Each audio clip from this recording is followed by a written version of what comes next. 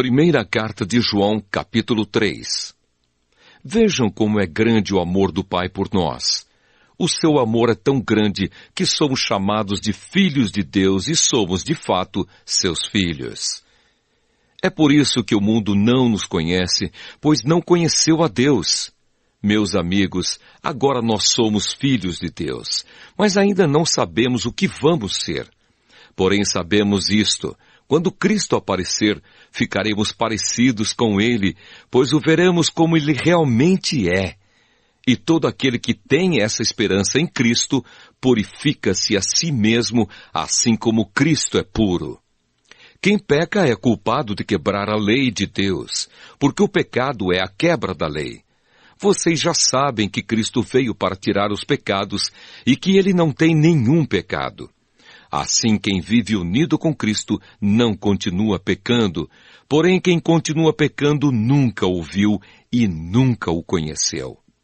Meus filhinhos, não deixem que ninguém os engane. Aquele que faz o que é correto, assim como Cristo é correto. Quem continua pecando pertence ao diabo, porque o diabo peca desde a criação do mundo. E o Filho de Deus veio para isto, para destruir o que o diabo tem feito. Quem é filho de Deus não continua pecando, porque a vida que Deus dá permanece nessa pessoa. E ela não pode continuar pecando, porque Deus é o seu Pai. A diferença clara que existe entre os filhos de Deus e os filhos do diabo é esta: quem não faz o que é correto ou não ama o seu irmão, não é filho de Deus. Amem uns aos outros. A mensagem que vocês ouviram desde o princípio é esta: que nos amemos uns aos outros. Não sejamos como Caim, que pertencia ao maligno e matou o próprio irmão. E por que o matou? Porque o que Caim fazia era mal, e o que o seu irmão fazia era bom. Meus irmãos, não estranhem se as pessoas do mundo os odeiam. Nós sabemos que já passamos da morte para a vida, e sabemos isso porque amamos os nossos irmãos. Quem não ama está ainda morto.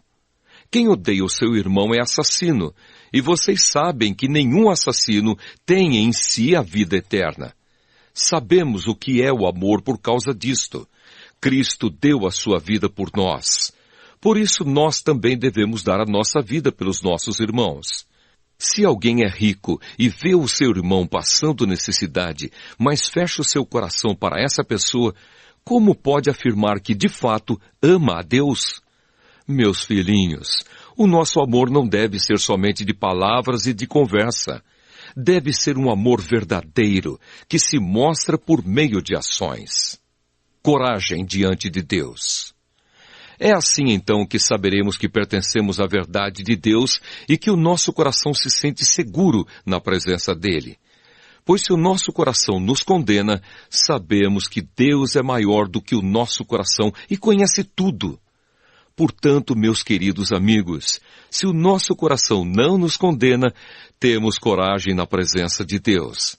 Recebemos dele tudo o que pedimos, porque obedecemos aos seus mandamentos e fazemos o que agrada a ele.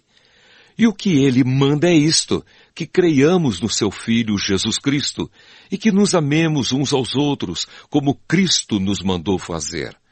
Quem obedece aos mandamentos de Deus vive unido com Deus, e Deus vive unido com ele. E por causa do Espírito que ele nos deu, sabemos que Deus vive unido conosco.